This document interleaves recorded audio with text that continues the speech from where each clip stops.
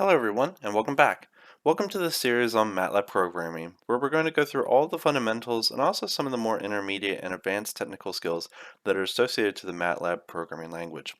Of course, MATLAB is optimized for matrix programming, so if you do have a little bit of background and knowledge about linear algebra, such as vectors and matrices, definitely MATLAB programming will come a little bit more easier than to those of you compared to those of you who do not. Also, if you are familiar with, say, C and C++, a lot of the syntax that MATLAB programming is actually built upon will actually be a little bit more familiar to you. But of course, if this is your first programming language, then of course it may come off as a little difficult at first. But of course, the more you code, the more comfortable you typically will be within whatever language you are working in. So let's get started. I think one of the more easier things to do when getting started in a programming language is to be able to say generate some graphs that you actually know should be the result of whatever function that you're actually manipulating with. So let me just introduce a couple things that you definitely should be familiar with. So first off, let us introduce a couple functions. The first function that I want to introduce is what is known as the close all command. So what this does is once we start opening a bunch of figures, which is where graphs and plots are going to be displayed, you don't want those to sort of confuse yourself with any figures that might have been associated to older programs. So usually what I want to do when I want to work in a clean environment is to close all the figures from past executions of this particular function. Another thing that I want to introduce is a command called CLC, which is clear the console command window, which is located down here. For example, you can do, for example, 5 plus 5, and for example, 5 times 4, or 3, or whatever numbers you want to do here, down here in the command window.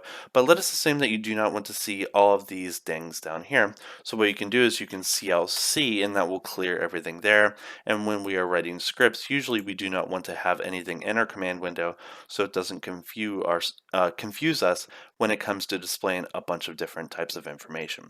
With all of that being said, let's create our first two-dimensional graph. So the first thing that I want to do is create the domain for which I want to be working in. Keep in mind, MATLAB is at least in its base form built on top of matrices, so there is no such thing as a continuous domain. So what we can do is we can partition, for example, x, and let's assume we want to graph on the interval -2 to 2 with intervals of size, subintervals of size 0.01. So what this does is it creates a vector whose minimum value is -2, its maximum value is 2, and it has all of the numbers from -2 to 2 in spaces of 0.01. So the first number in this vector is going to be -2, then -1.99, -1.98, all the way up to 0, then 0.01, 0.02, all the way up to the last number, which is going to be equal to 2. Now let us state the function for which we want to graph in 2 dimensions. And let's call this vector y. So this is going to be equal to sine of 1 divided by x times the, let's say, e to the minus x squared, which is going to be e to the minus x squared. Now this actually is incorrect because keep in mind x is a vector, not a number. So if we have 1 divided by a vector, as we should already know from basic algebra, that doesn't actually make sense. So if you want to do element-wise division, you need to do dot divide x. So that is element-wise division. Similarly, for this exponent, for example, x squared, that's not going to make sense unless x is, for example, a square matrix. So if we want to do element-wise squaring, then you would have to do dot arrow key up in order to do so there. And same thing goes with this time sign between sine and exponential, because that is a vector, and we want to do element-wise multiplication there, so that's going to be element-wise multiplication. Generally speaking, every time you're working with vectors, every time you're working with multiplication, division, and exponents, dot operations are usually going to be preferred. You can also do it with, for example, addition and subtraction, but usually addition and subtraction work well with vectors and matrices anyway, provided that the dimensions of those matrices agree. All right, so that is going to be our vector. So what we have here is a vector of x points and a vector of y points, which are generated from those x points. So what we can do is we can create a figure, right? And we're going to call that figure 1. And let's assume that we want to run this particular program. So at least on Windows machines, you can run this program via pressing F5, and that will that will run whatever things that your function is doing. So in this function, what it's doing is it's going to close all the figures, it's going to clear the command console, it's going to define a vector x, define a vector y, and it's going to open a particular figure. And in this particular figure, we haven't graphed anything, so it's just going to display a blank figure. So let's assume that we want to plot this two-dimensional set of data, x comma y, for example. So how would we do that? So let's plot x comma y, and let's assume that we want to plot, as for example, blue dots, or something along those lines. Okay, so if we run this program, what is it going to do? Let's actually delete that little parenthesis and see if it gives us what we want. So once we run that, notice it does give us a scatter plot of a bunch of blue dots. Now, of course, we know that sine of 1 over x is a singularity at x is equal to 0, so this graph may be very hard to interpret, especially with dots. So instead of plotting with dots, you can actually plot with lines. Instead of doing b dot, you can do b dash, and that's going to graph with b dashes in a consecutive manner. And that graph actually looks a little bit more like we should be familiar with in terms of this particular function. Now, let's actually include a couple other details into this particular graph that we want to work with. For example, a title. We usually want a title in that top piece there. So what we want to do is, let's assume we want to give it a title, so we can do title in single quote. And this is going to be the graph of the function f of x is equal to sine of, let's say, 1 over x, and then times e to the power minus x squared. Right? So if we run this particular program, notice it's going to give us that title in the upper part of this graph. Now, it doesn't look very nice, right? Now, if you're familiar with the LaTeX programming language, you can actually code any mathematical relationships in LaTeX within the titles or text fields of MATLAB structures. So how do we go about doing that? And if you don't know MATLAB, that's perfectly fine. But everywhere you have sort of mathematical structures, we want to encapsulate that within dollar signs, right? So once we have dollar signs there, we also need to tell MATLAB that we're going to be using a different interpreter. So the interpreter that we're going to be using here is going to be the latex interpreter. So let's actually clean this up and actually write this in a more nicer or a more nice latex format. So let's do a left parenthesis there, a right parenthesis there, and for this fraction we can do backslash frac, and then that's going to make us a fraction. It's going to have a widened parenthesis on the left and right of it. And then here we're going to have e is equal to minus x squared, and that is okay. We just need to make this parenthesis a brace, and everything should be working appropriately here. So let's just give this a run and make sure that that actually gives us what we actually want it to give us. So notice that it definitely does change that particular structure, and we can also delete that little time sign, because if it's juxtaposed, usually at least in typical mathematical language, we usually know that that's multiplication. So notice that here, it does give us a LaTeX formulated title, which actually looks very, very nice, and also has our two-dimensional graph, which we definitely intended to graph here with blue lines.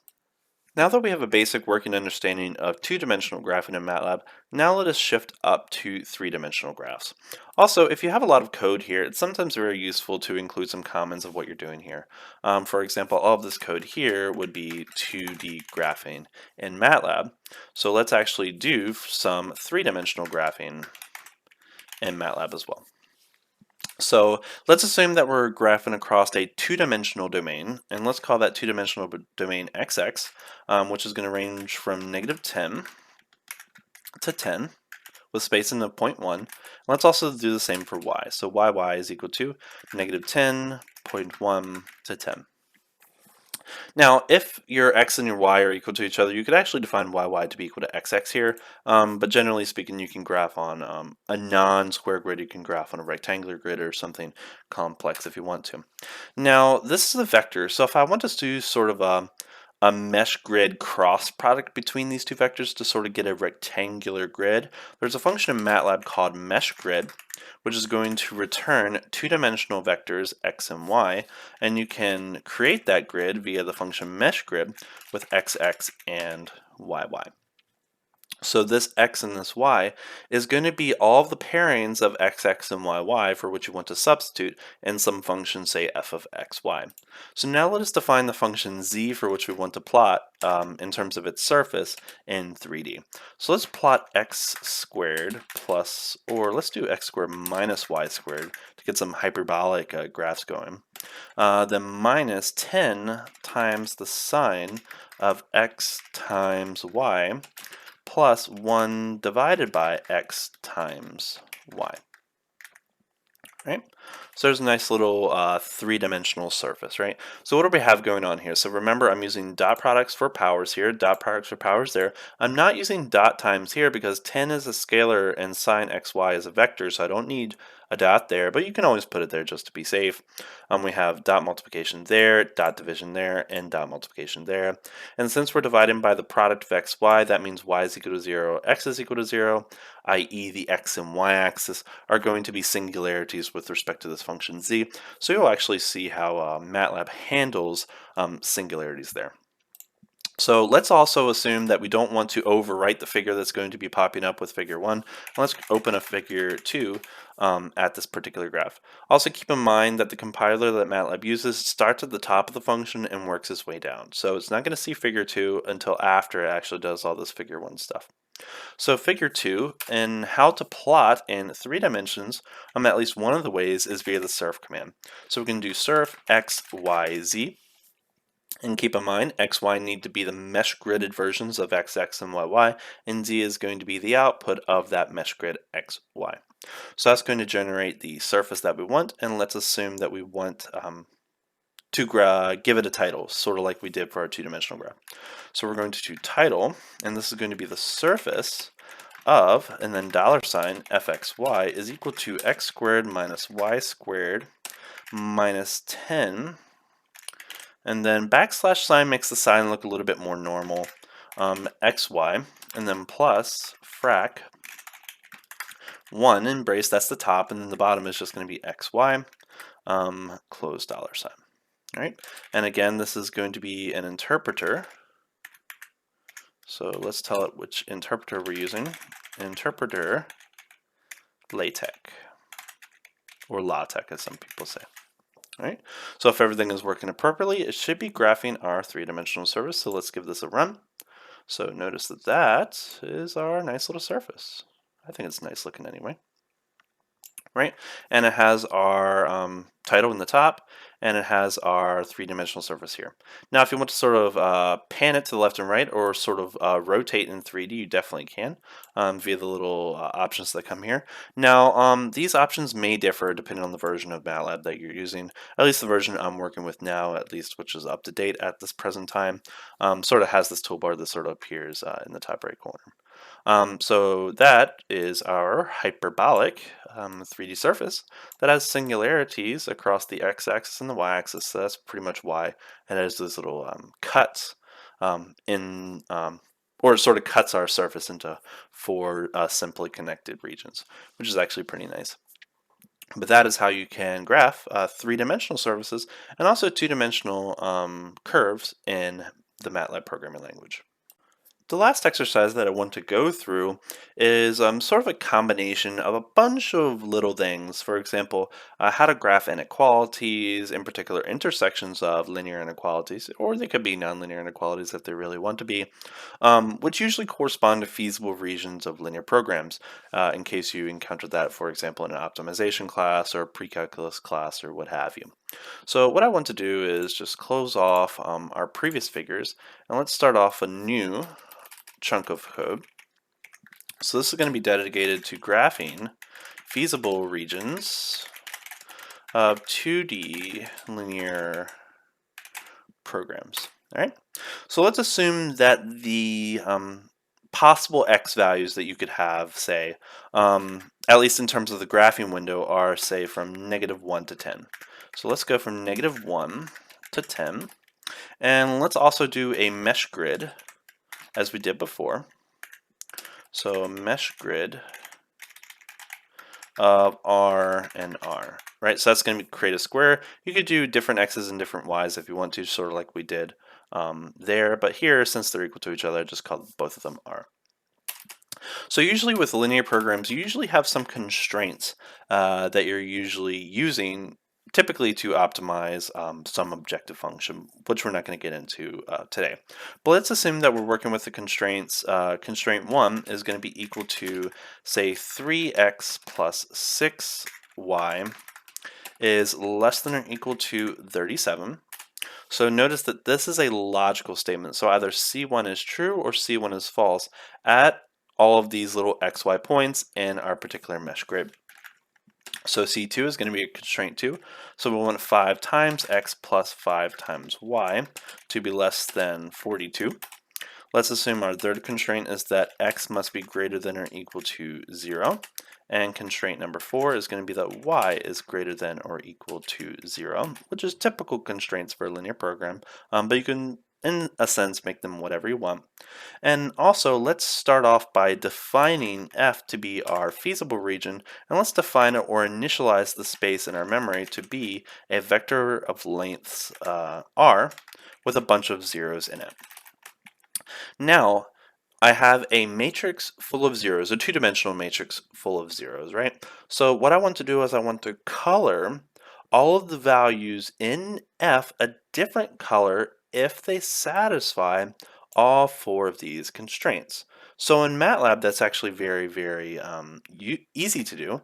So what I can do is I can do all the values that, for example, do not satisfy these things, because we've already or you could do it in the complement way. It doesn't really matter. It's up to you. But we can do C1 and C2 and C3 and C4. So all of the values that do not satisfy these things, we can actually call a different color. You can, and again, as I mentioned, you can do it in the reverse direction. For example, you can define it to be equal to 1s and not 0, or you can, you could do a bunch of things here in terms of flexibility. So that is actually going to be our feasible region. So now I'm going to open a new figure, and in some sense this matrix F is a image, right? So what I want to do to plot that image is a function called image sc, and then I want to put the x data on the r on the x data axis. So I'm pretty much labeling things here, and then y data, the same exact thing there. And then what I want to do is I actually want to show the grid here, and I also want to show the axes. And you'll see sort of what that is in a moment, because I didn't set them in the other graphs. So let's give this a run and see what it actually looks like here.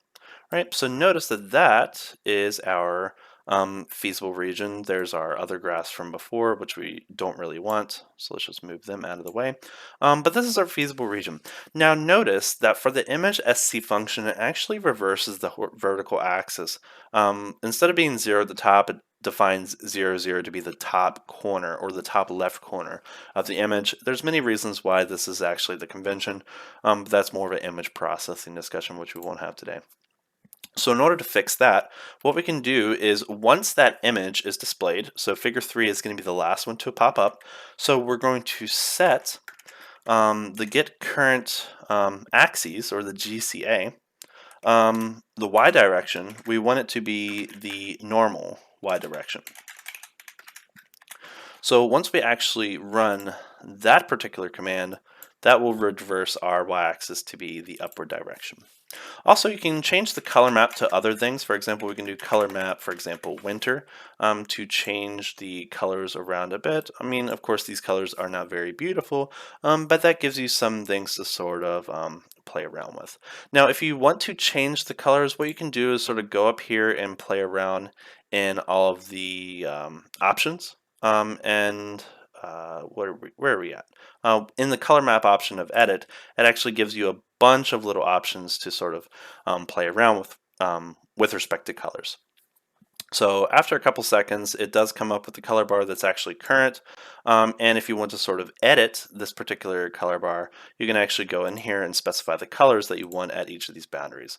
For example, if you want this background instead of being green, you can make it to be, for example, very light yellow, or you can actually go to a nice little color wheel and make it, whatever color you want. I'm not an artist, but everyone has their beautiful preferences in terms of colors, right? So let's assume that that's the color that we want for our background. So once we set that, it sets the background there. And let's assume we want this blue to be a little bit more lighter. So let's go to say, I don't know, like that. I don't know. Yeah, I guess it's a little bit more pleasing. Maybe not so pretty. Let's go to blue. I think blue looks nice. Oh no, no, not that color. Yeah, you can do color maps, but we're working with binary color maps, so we don't really care about the intermediate colors here. Okay, it doesn't seem to want to change that color at the end, does it? There we go. Cool. Now let's change that other color back. Fun with colors. Yeah, you can definitely get lost with colors when playing in MATLAB. And you can also define your own color maps as well. For example, if you like a particular color scheme or whatnot, you can actually define it, but we can get into those advanced graphing details a little bit later. So that's how you can change the color map colors. Now let's assume that we want to actually label those four little corner points in that particular diagram. So how would we go about that? So first you have to find out where they are, right? And there's many methods to sort of generate them. For my particular linear program that we're working with, I've actually already calculated where those are found. So the x coordinates for each of those vertices are going to be 0, 8.4, 0, and approximately 4.467. So those are all of the x coordinates for the points. And then my y coordinates for the points are going to be 0, 0, approximately 6.167, and 3.933. And now what I want to do is give labels to them. So p label is going to be equal to A, point B, point C, and point D. And once you have your labels and your point locations, now we can plot those particular points. Now, make sure that you put the command hold on, because if you do not put the command hold on, it's going to delete whatever things were in that figure before, so it's going to overwrite it. And we want these points to be on top of the things that are already drawn, so we want whatever is drawn there to stay there, right? So hold on, and keep in mind, hold off will reverse that. So once you turn on hold off, that will overwrite whatever thing you plot next onto whatever was there before. So now what we can do is we can do plot, and then px, and then py. And then let's do, for example, some blue circles, marker, face, color. Let's do black, so they're easier to see with the color scheme that we have going on. And then the next thing I want to do is put text for the labels. So at these particular locations, px, py, I want to put the labels in the vector plab. That's why I put them in vector form, because it's so much more easier to implement. Now, in terms of the rest of this, also keep in mind, if you don't want to sort of do things in a more linear fashion, you can do dot dot dot and go to another line. So the next thing I want to do is, for example, vertical alignment. And the vertical alignment, I want to say from the bottom, and the horizontal alignment, I want to go to the right. And you can tinker around with these options to sort of see what works best for you. Let's assume that this is what you actually want to sort of go with. So once we actually go through these things, and keep in mind, I manually adjusted my colors before, so those are not saved in here. But again, if you want to change your color schemes again, go ahead and do so. But you can actually program and tell it to change your color map to sort of whatever color scheme you want. For example, I think the default, at least currently, is Perula for the color scheme. So that actually gives you some basic color schemes to work with, and there's our labels A, B, C, and D. All right, and that's pretty much the basics of MATLAB programming in terms of graphs. Also keep in mind that nothing will come in here in the command console window if you put the suppress option there at the end of each line. For example, if we want to actually display the values in plab here, it will actually come in the bottom if you do not put a semicolon at the back of that. So those are the basics of MATLAB programming, and I'll see you in the next video. Take care.